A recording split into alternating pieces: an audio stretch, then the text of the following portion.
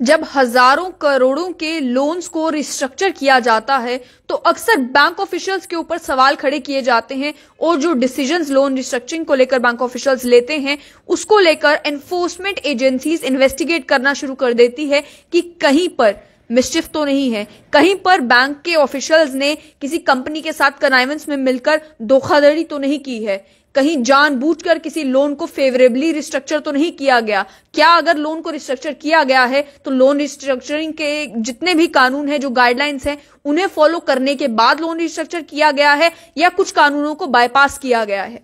ऐसे में अब बैंक्स एक पॉसिबिलिटी को एक्सप्लोर कर रहे हैं। आने वाले समय में हो सकता है, एक रिपोर्ट के मुताबिक, कि एक एक्सपर्ट कमिटी बनाई जाए जो एक्सपर्ट कमिटी बैंक्स को लोन रिस्ट्रक्चरिंग को लेकर एडवाइस करेगी, जो लोन रिस्ट्रक्चरिंग के प्रपोजल्स होंगे उन्हें वेट करेगी, ताकि एनफोर्समेंट एजेंसीज जो हैं वो बैंक ऑफिशियल्स को इन्वेस्टिगेट जिस तरीके से करते हैं कई सारे मामलों में, उसकी जरूरत ना पड़े। इसमें ये कहा गया कि ये जो प्रपोज मैकेनिज्म है इसमें रिस्ट्रक्चरिंग स्टैंडर्ड और नॉन परफॉर्मिंग दोनों अकाउंट्स के मामले में होंगी, लेकिन एक थ्रेशहोल्ड सेट कर दिया जाएगा कि अगर इतने हजार का करोड़ का लोन है तब जाकर पहले एक्सपर्ट कमेटी के पास जाया जाए।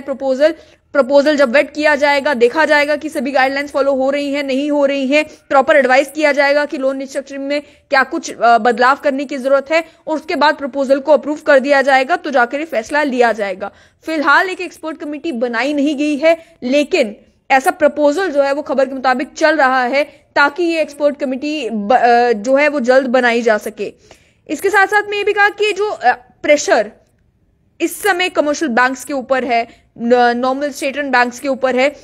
जब वो कमर्शियल डिसीजंस लेते हैं जिसकी वजह से विजिलेंस एजेंसीज के स्क्रूटिनी में वो आ जाते हैं, इससे बचने के लिए ये फैसला जो है वो लिया जा रहा है। स्टेट बैंक ऑफ इंडिया का रिसेंट एक मामला हुआ जिस मामले में 22,842 करोड़ का जो लोन एबीजी शिपयार्ड लिमिटेड को दिया गया था, उस फ्रॉड के मामले में भी स्टेट बैंक ऑफ इंडिया ने एक स्टेटमेंट दी थी जिसमें उन्होंने डिनाई किया था कि उनकी तरफ से कोई भी शॉर्टकमिंग थी एनफोर्समेंट एजेंसीज को इन्फॉर्म करने में। लेकिन की एग्जीक्यूटिव्स जो अलग अलग बैंक्स के हैं, चाहे वो स्टेट बैंक ऑफ इंडिया हो, पंजाब नेशनल बैंक हो, आईसीआईसीआई बैंक हो, इडबी बैंक हो, वो सभी एक वर्किंग ग्रुप का हिस्सा हैं जो कि फाइनलाइज कर रहे हैं इस प्रपोज्ड कमिटी के स्ट्रक्चर को। साथ ही में अगर बात की जाए तो जम्मू कश्मीर में भी जम्मू कश्मीर बैंक ने जितने लोन्स की रिस्ट्रक्चरिंग की है, कई सारे केसेस के मामले जो है उसे प्रोब किया जा रहा है, सीबीआई प्रोब कर रही है, अन्य एनफोर्समेंट एजेंसीज जो है वो प्रोब कर रही है, ये मालूम करने के लिए कि किन किन जगहों पर वो लोन रिस्ट्रक्चरिंग बिल्कुल सही थी, उसकी जरूरत थी, और किन किन जगहों पर फ्रॉड हुआ है।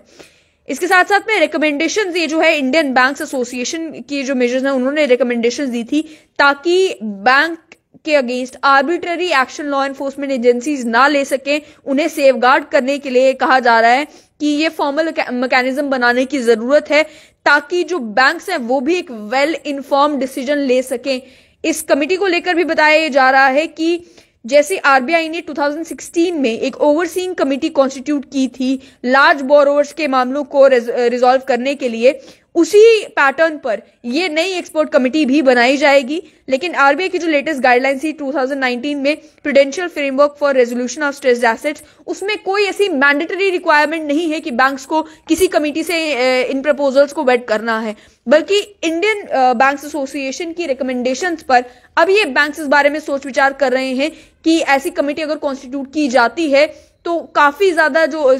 स्क्रूटिनी में ये बैंक्स आ जाते हैं, जब हजारों करोड़ों के लोन्स रिस्ट्रक्चर किए जाते हैं तो उससे बच सकेंगे। 2017 में आरबीआई ने इसी तरीके की एक 5 मेंबर की ओवरसाइट कमेटी बनाई थी जिसमें पूर्व चीफ विजिलेंस कमिश्नर जो है वो भी एक मेंबर थे, farmer state bank of India के चेयरमैन मेंबर थे, फॉर्मर एल&टी फाइनेंस होल्डिंग्स के चेयरमैन मेंबर थे, फॉर्मर कैनरा बैंक के चेयरमैन मेंबर थे, और अन्य जितनी भी एजेंसीज हैं, चाहे सेबी हैं, वो भी उसके मेंबर थे, और मल्टीपल बेंचेस जो है उसके फंक्शन कर रहे थे। अलग अलग केसेस रेफर किए जाते थे बैंक्स के द्वारा जिन्हें ओवरसी किया जाता था। अब ये जो प्रपोज एक्सपर्ट कमेटी है इसको लेकर भी ये कहा जा रहा है कि ये सिमिलर लाइंस पर काम किया करेगी और सीनियर जजेस या अन्य मेंबर्स को भी इसमें इंक्लूड करने के बारे में जो है प्लान किया जा रहा है। इंडियन बैंकर्स एसोसिएशन ने ऑलरेडी जो है एक सीनियर काउंसिल को, फॉर्मर अटॉर्नी जनरल को ऑलरेडी इसमें इन्वॉल्व करने के लिए इन्वॉल्व करने की कोशिश की है, और साथ ही में जो एग्जिस्टिंग क्रिमिनल लॉज हैं उनमें भी अमेंडमेंट मांगी है ताकि बैंकर्स को आर्बिट्रेरी अरेस्ट से बचाया जा सके।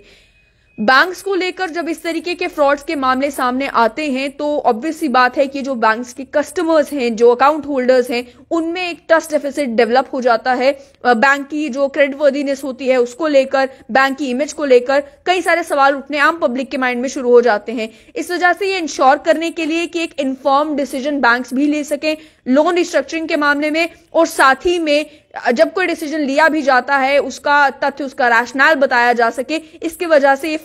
डिसीजन जो है वो लिया जा रहा है। प्लान किया जा रहा है कि एक एक्सपर्ट कमिटी बनाई जाएगी, जिस एक्सपर्ट कमिटी के पास एक सर्टेन थ्रेशोल्ड तक अगर लोन अमाउंट की रिस्ट्रक्चरिंग करनी है तो उनके पास पहले प्रपोजल भेजा जाएगा। जब वो प्रपोजल को वेट कर देंगे उसके बाद जाकर लोन रिस्ट्रक्चरिंग की जाएगी।